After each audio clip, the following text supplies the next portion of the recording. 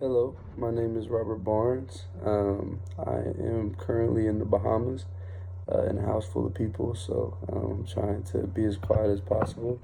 But just kind of wanted to give you an overview of my paper and just kind of what I talked about and kind of give you kind of insight of what where I stand with this class and where my values are.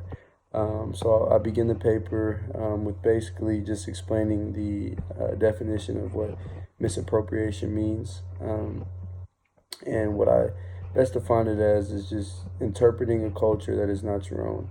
And this can be seen through many TV shows or music or movies, whatever the case may be.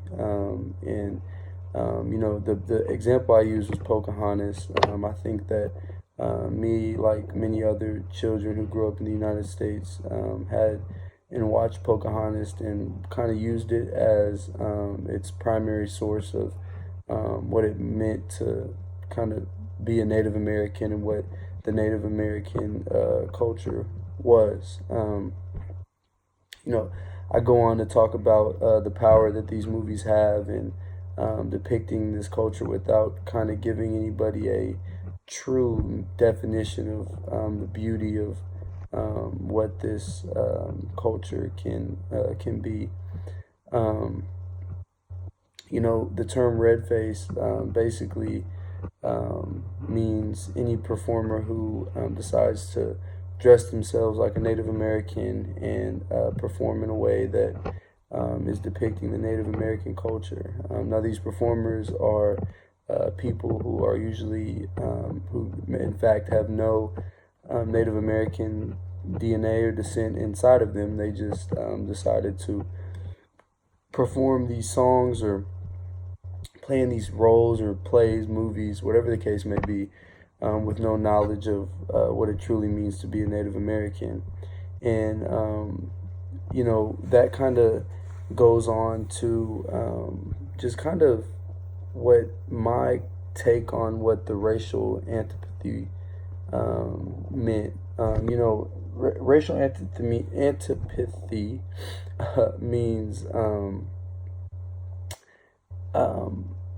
kind of my definition was a strong feeling of opposition or dislike, and I feel like in this case that's not what it is. I don't think people dislike or have any animosity towards Native Americans. I feel like growing up, it was a misunderstanding of what the culture truly meant and how beautiful it truly was. Like I said, we grew up watching shows like Pocahontas, and in a later example I give of the example of Peter Pan in the song "What Makes a Red Man Red." Growing up, we see this song as a depiction of these wild, savage-like Indians who are constantly yelling and singing this song about what makes a red man red. Now, the problem starts with the title. We have decided to, instead of calling these people Native Americans, Native people, Indians, we call them red face people. Now, that to me is no different than calling a black person a Negro, in that you are deciding to call a race based off of the color of their skin, and to me that is completely wrong and cannot be acceptable in any American culture, in any culture, in that, if for that matter. Um, and the reason I kind of go on to say that it's bad is because this is what we're putting in our children's heads. This is what the future generations will see as the American culture, instead of sitting them down and really explaining to them the beautiful history of what Native Americans were. Um, you know, the disconnect becomes where we see the term ideal sympathy.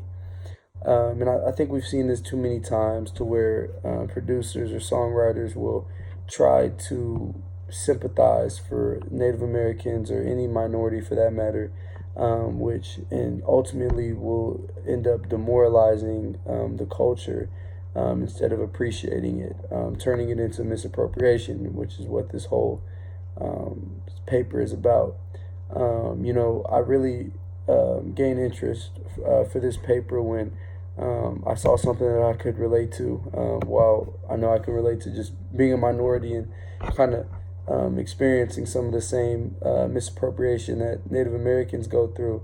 But when I saw the term blackface, I knew that was something that I had been well too familiar with the incidents that happened on campus this past year, but just realizing the history that's behind it. I mean, the first blackface movies and production date back to the 1850s, where these white men and women would paint themselves black and depict black people as ignorant, dumb, loud individuals who sing and dance as slaves. That in itself was demoralizing for, I know, my culture, and just like red face for the Native American culture.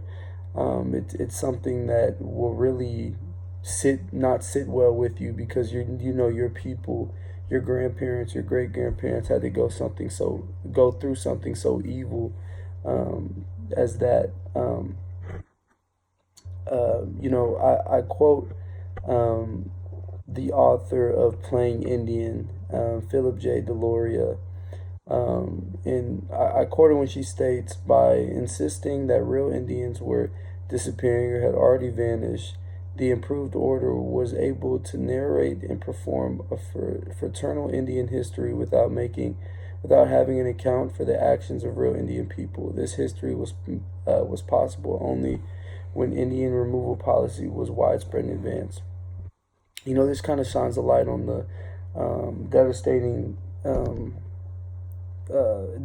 practice of how people will depict a culture based upon how they want it presented.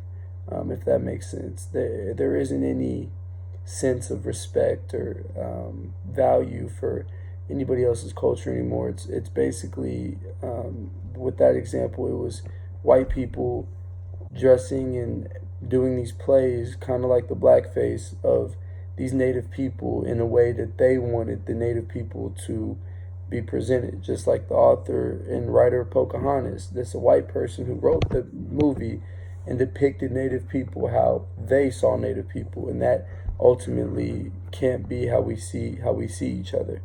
In conclusion, I kind of conclude my paper with just stating that we've come a long way as a nation, and I don't want to see us go backwards. I'm tired of hearing the term, "I don't see color, I don't see race." Please see race. Please see color. Embrace color. Embrace your color. Learn about each other's color. Learn about each other's culture. And that's the only way we're going to move forward as a people, as a nation. After taking this class, I have a completely different form of respect for the Native American people. And I cannot wait to educate my friends on what it truly means to be Native American, and how proud they should be if any of them have Native American descent in their blood. I think that as a nation, we must all come together and appreciate each other's culture in order to really and proudly say, home of the free, land of